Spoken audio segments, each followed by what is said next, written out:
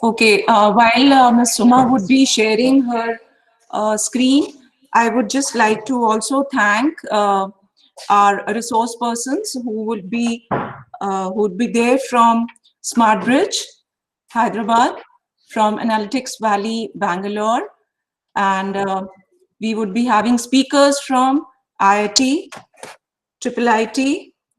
So I also thank the resource persons who would be there. I also thank Mr. Jay Prakash, who had been coordinating with me from Smart Bridge.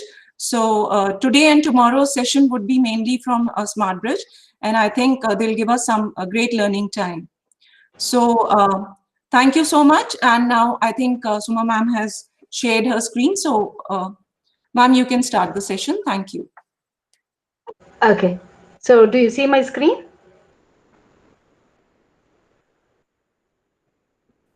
Yes, ma'am, your screen, and you're audible and your screen is visible. Okay, fantastic. So I'm actually connecting from one more screen so that the if I lose this connection here. Oops, I'm sorry.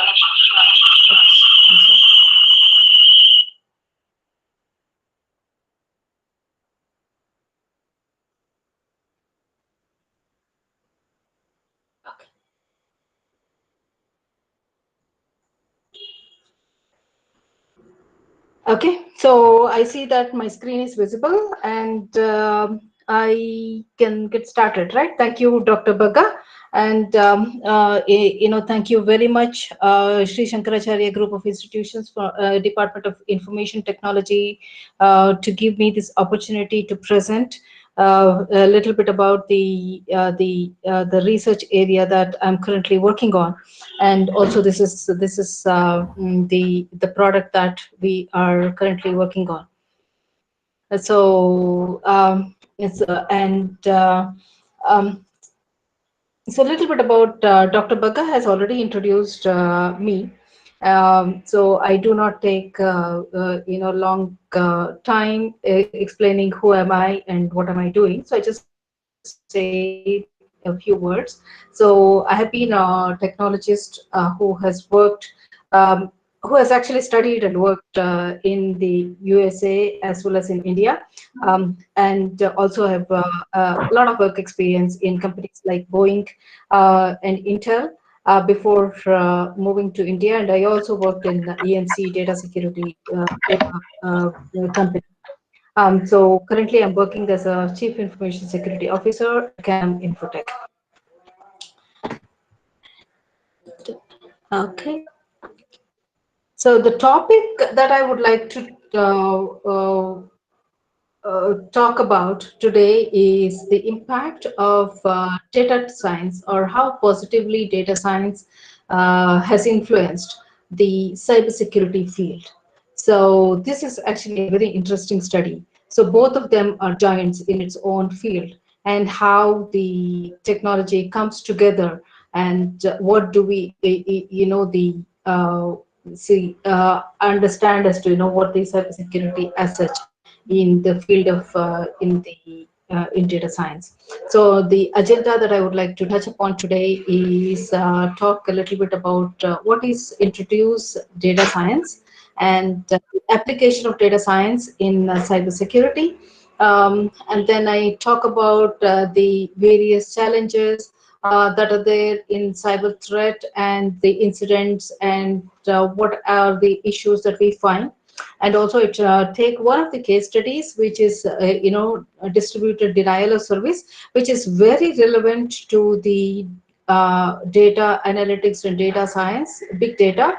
So which will be very useful for this particular case study that we are talking about here. And the how the particular vulnerability is useful in implementing the machine learning and the artificial intelligence algorithms. And then I touch upon few use cases in artificial intelligence and machine learning in and how it's applicable in cybersecurity. And then I conclude with some of the points that we have learned so far. I really hope that this seminar or this lecture is going to be useful for you, you find it interesting. So I'll try to make this talk as interesting as possible. Um, So data science, as we know, is an interdisciplinary field. So which basically uses various, scientific algorithms, methods, processes, and systems to extract knowledge and insights, from structured and unstructured data. This is the definition that we find in most of the textbooks. So basically, data science is nothing but study of data. So there's a lot of data. Data is something that we find all over in the cyber field, especially, now in this particular example of me giving a presentation. So there are a lot of data packets that goes back and forth, and the session gets established, and there is a significant amount of data that keeps transferring back and forth. So this is the kind of data that we are looking at. And also data science will add a logical, this is like the data that we are talking about is like there can be various data. So how do we logically structure the data so that it's going to be useful for us is the challenge that we see in data science. That is a science behind data. And what kind of algorithm statistics that we learn as a process of processing, and the algorithms that we use, and how the data scientists will derive variable insights and information out of the data. So because there could be so much data, so but what is important for us, so that is what the data scientists will take away from it and derive insights into the reports that we generate. So that's basically curating the data. Is what's the data scientist? One of the tasks data scientists do.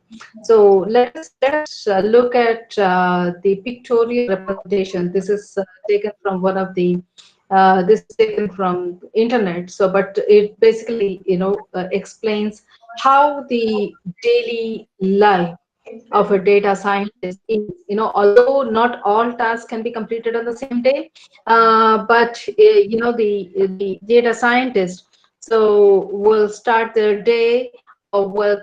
So there's a lot of why, what, and there are a lot of questions when they meet their possible prospective client. So there's a to understand the topic and to understand why, what, and what, how, and those are the questions, and the relevant, they ask the relevant questions. And data so once the data acquisition happens.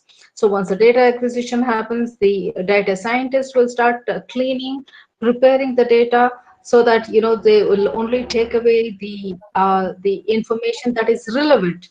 So relevant for the study, so relevant for the topic of the discussion. And then they do the exploratory analysis using various statistical algorithms and many algorithms. And then they look at how they can model the data. So model the data depending on what is the kind of report, and what is the question that we are trying to solve, what is the problem that we are trying to solve. And then so once the data is modeled, um, once the data modeling in terms of reports that are generated to the customer, and the continuous deployment that's going to happen. So that's yeah, although the entire life cycle doesn't happen in the same day, but this is a gist of what the data scientist will do for a particular project. So you can see that how the data flow basically happens, from the raw data to the report, which is the insights into a particular project, and what kind of information that it's that we take away. Say for example, we are doing the traffic analysis on a particular website. So, and there can be multiple data that we start looking at, but what is relevant, and what how do we take it forward, and what needs to be proved, and what needs to be analyzed, and what kind of data that we are looking at, so how do we prepare reports. So that's a whole life cycle of a in a data science project. So, and oh yes, so that's primarily about data. So data science as such has various applications. So wherever, I would say wherever there is data, I mean wherever there is cyberspace, there is a possible application to it, because the data as such in the network is humongous. One of the, now that there's no boundary to learning, and there's no boundary to how we are going to communicate now and beyond, I mean in the future. So this pandemic actually has expedited the learning process, expedited the technology growth to an extent that we are able to, at this time. So we, probably year before that, we did not expect that we would do something of this magnitude. People from all over the world, or people from all over different parts of the country will join together to in this knowledge session. So this was not something that people would have thought, not only in not only in the IT industry, but it can be anywhere. So we do see that there's a significant amount of digitalization that is happening. So, and pandemic actually expedited the whole process. So with that, so there is also another field that gets significantly impacted is cybersecurity. So before, I'd like to take an example as to how the scenario is, to how the cybersecurity field was before introduction, before the data science can be applied. So usually in an IT deployment, so there's a lot of data traffic movement that happens in the network, in terms of firewall, antivirus softwares, and update and migration, patch monitoring, and IDS, etc. So there's a lot of data that is going back and forth. But the issue is, so none of these network endpoints do not communicate with each other. So basically, whatever the firewall is learning, so from the that could be malicious data traffic that's probably coming, or the pattern which is something unusual. So that is not communicated to another network endpoint, so that they can start monitoring, they can start the alerts can be received from it. And also, what is the kind of network pattern. So let us say, when many a times I do hear that a particular organization has had a network breach, security breach, when they have a particularly important situation that's happening. Either there's a press release that's going to happen, or they have an important software software release that they're going to make. So that is a time that there could be some increased traffic at the time, and there could also be network, that could also be a network security breach at that time. So utilizing the data science, data analytics, so if we monitor the particular traffic at the time and see if there is what kind of the patterns that we learned previously. So if we store and if we monitor, and based on analyze the pattern and analyze the safe traffic as opposed to the network malicious traffic. So did we see, we can use more than human to sit and analyze that. So the better would the AI and the machine deep learning algorithms so can do the same task with much more precision added to that, and also with predictability and accuracy. So there's no human error, there's no error, and there's also the learning can be expedited, that learning can be adapted to modify as and when the data changes, the data at question changes. So earlier, before adapting to data science, so many of the cybersecurity issues were based on assumptions and uncertainty. So, it's like where, how the attack can happen, because attack can happen from anywhere. So, it's like a cyberplace is, we can't say that, the attack is going to happen from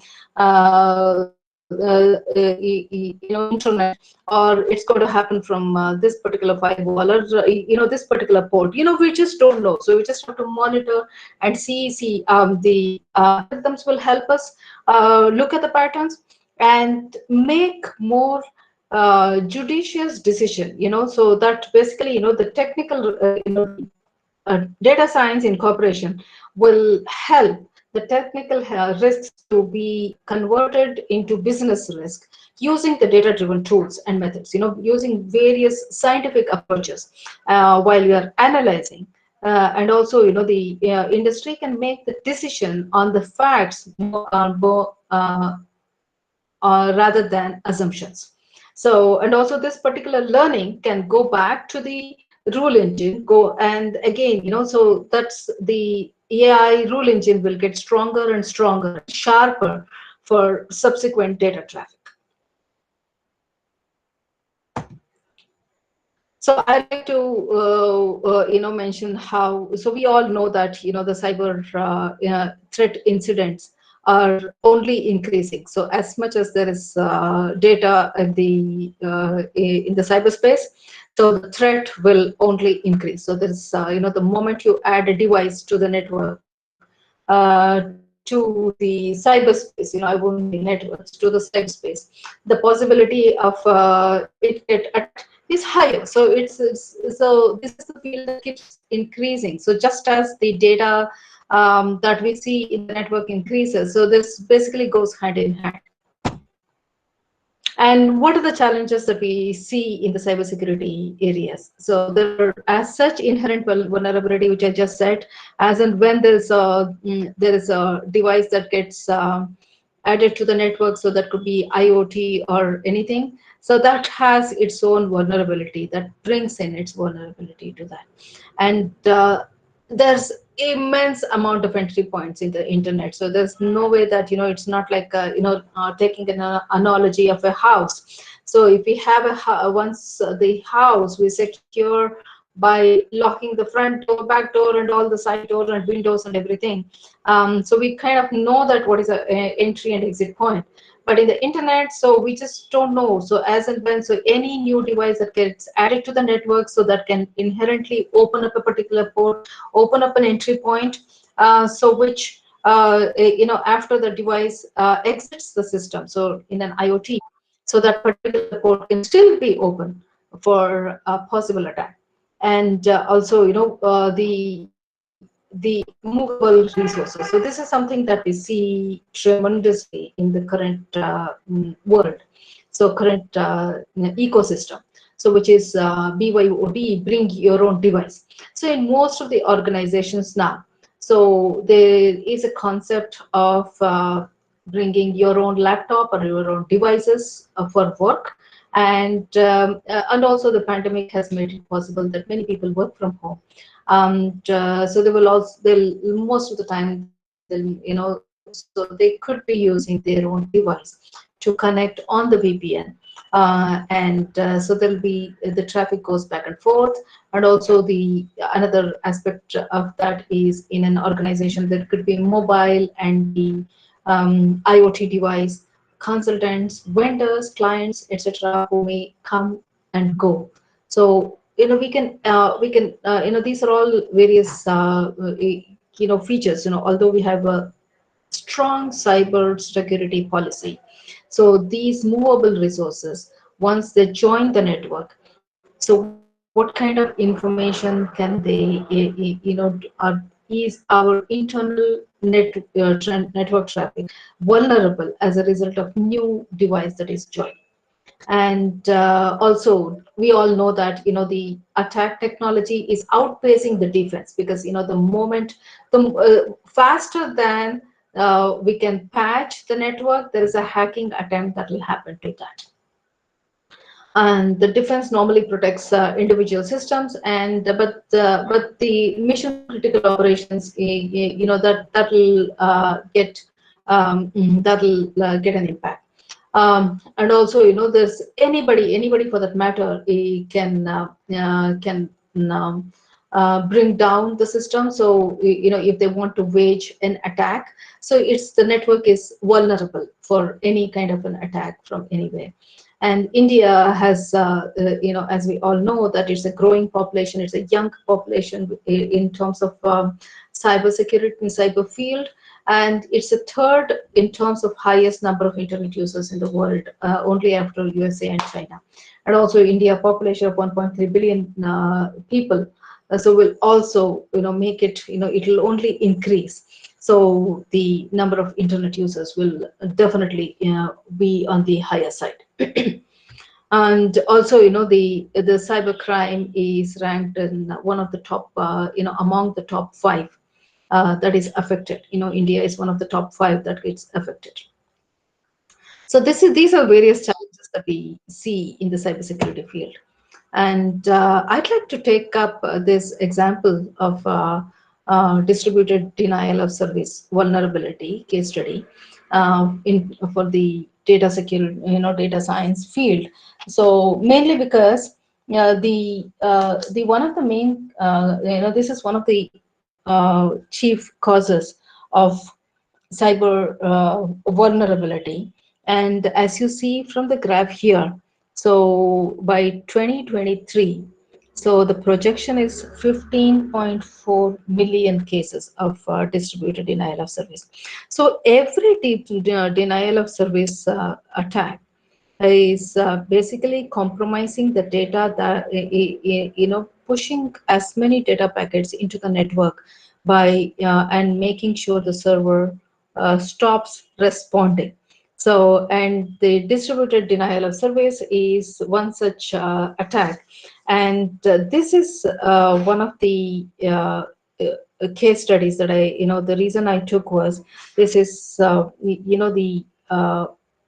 the immense amount of data that goes back and forth will be a topic in study for the data science itself, and how the algorithms can be improved, so one can see the issue ahead of time, and make necessary corrections in the in the cyber security algorithms, so cyber security policies and procedures. So that's the reason why I took this example. Um, and also, this is one more interesting graph I thought that I would share. So this one is the how the distributed denial of service. These are all. So this is the kind of data that we would like the AI and the machine learning algorithms to learn based on the data and do the modeling as opposed to that, and adapt, and then give predictive analytics to the user. So here, this is the comparison between the Q4 of 2019 and Q1 of 2020, and this is one of on a particular week. How did the how many cases of DDoS happened on each day? So when you look at it, so beginning of the week, so which is Monday, so there's been an increased amount of DDoS. And so the our cyber AI adapted cyber secure algorithm can look for the various patterns on a particular day or a particular hour, or and then learn, and then improve, or increase the monitoring based on the traffic in the network. So that's basically what I wanted to get out of this particular slide. So, as I rightly mentioned, that the AI and machine learning in cybersecurity is now all over the place, because now that see, data and artificial intelligence will go hand in hand. So we already see that there are so many areas, fields that are relying on artificial intelligence for the cybersecurity needs. Um, so these are some of the areas that we already see that, and so some of the telecom and consumer products. So this is mainly so the how the patterns are utilized. So the pattern analysis and the learning as a result of a particular patterns, and that's the kind of information that we take away. And in banking and automotive insurance, okay, these are another very interesting areas. So banking and automotive, so these are, there is something called behavioral patterns. So behavioral patterns in which how a particular person responds, or it's a kind of the AI learns, the machine the so there's a significant amount of learning that happens. So let us say, when I as a user, so I have a particular pattern in which I work. So my logging in, my daily activities, I log in at a particular time, and my speed in which I type is so and so. And so the usual data that I do in terms of, let us say, for example, if it's used in the retail and consumer products.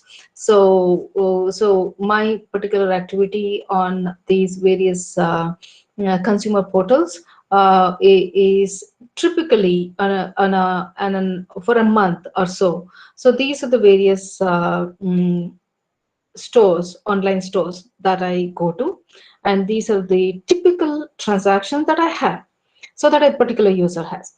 So if there is a modification as a, so how the AI algorithms can be adapted is, so if there is a modification as a, if there is a hacker, so there probably the speed in which the type is different, and so there was probably a password compromisation. So if a password is compromised, okay, so there's a significant amount of um, a password, incorrect passwords in the system, and then so there was probably a brute force, and as a result of it, they were able to get into the system, and then so then the consumer products, for example, so there was an increased transaction of a certain number of products purchased, and that was scheduled to be delivered to a different address. So already there are alerts that are chosen. For banking, for example, so there was a particular transaction that is made, so which is not normally not the case.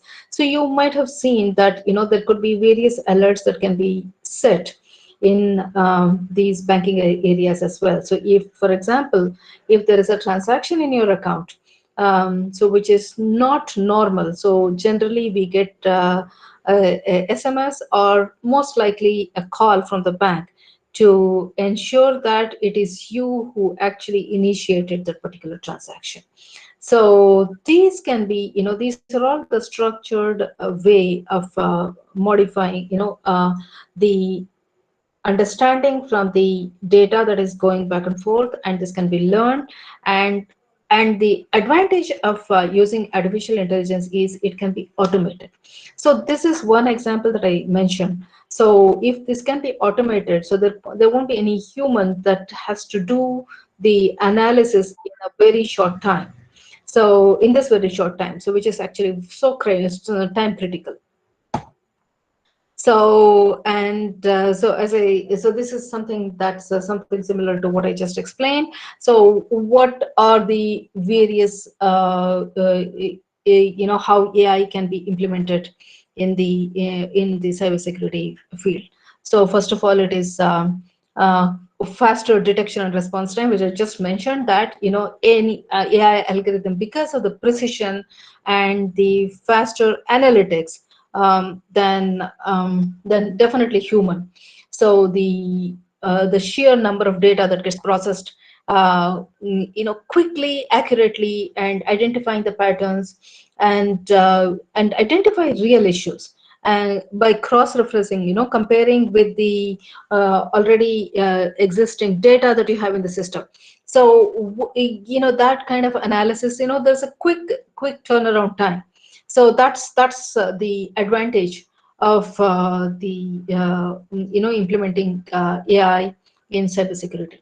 And so network security. So network security is another field in which there's a large amount of packets.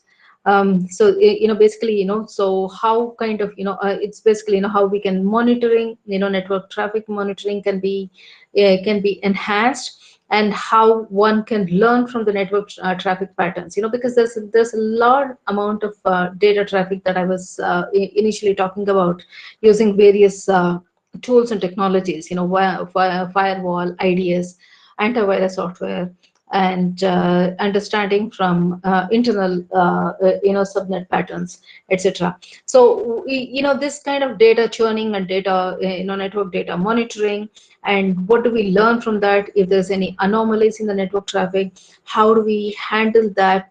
And is it already in our rule engine, or is it a new study, new learning that happened? So that kind of quick analysis, so one can do in using AI.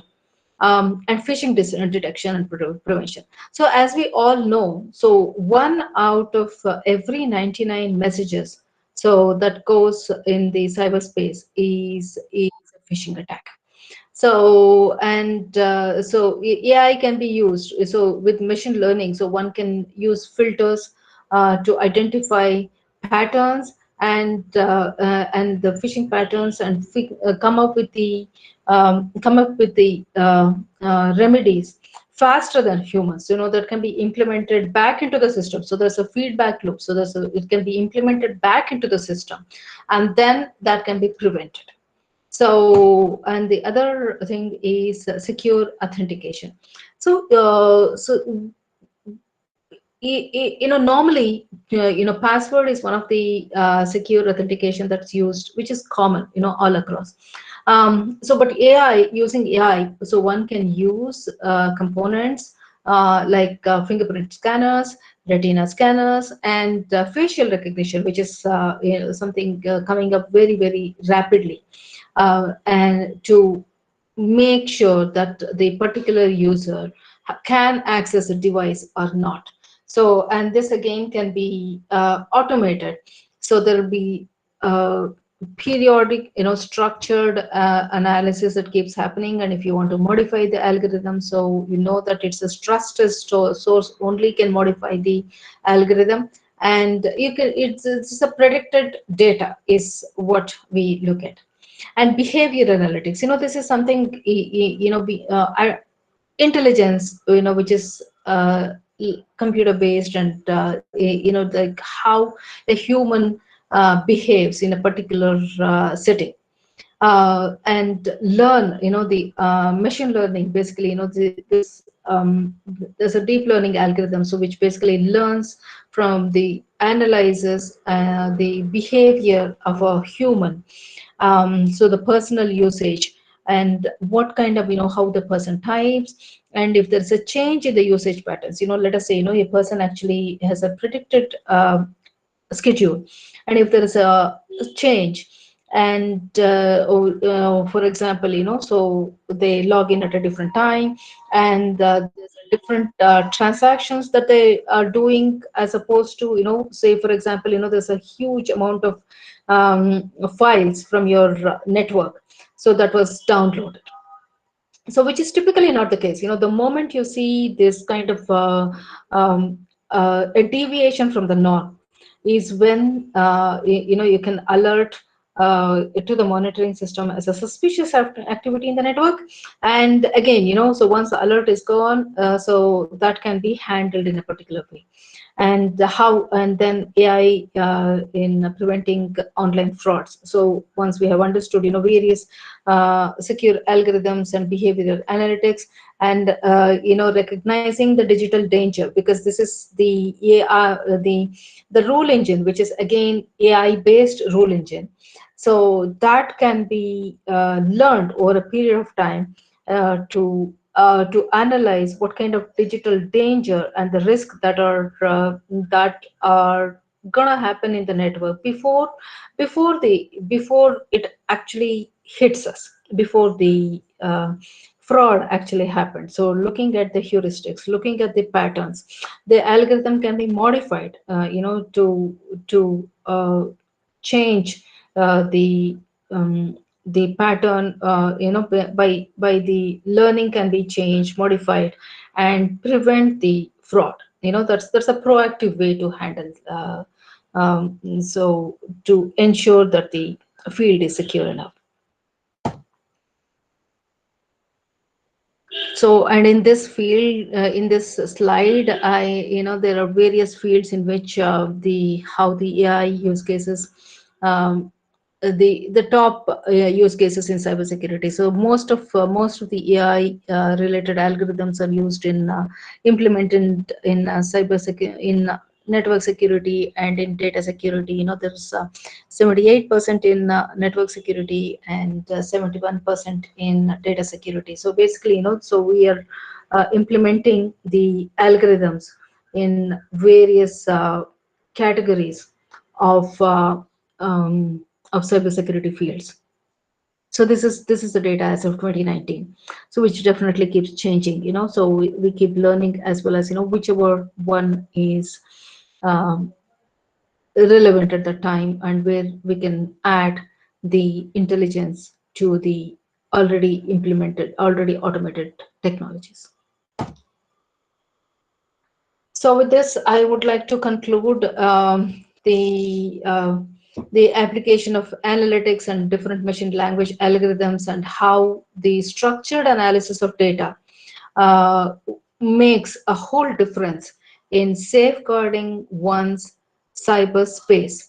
And once the baseline behavior pattern is identified and built, so then onwards, the AI algorithms can basically identify if there's any deviation and alert cybersecurity analysts. So this is how we can the AI algorithms and procedures. So the another advantage is to make the since the algorithms and procedures can be automated and the processes can be automated. So there is a the triage and mitigation is almost always predicted and accurate. So which there is no human error as a result of any learning of the behavior. So, and also, we can, so data science can leverage the power of data to create stronger protection against cyber attacks and data losses. Basically, the protection that it provides to the cyberspace as a result of understanding what data that we are looking at is humongous.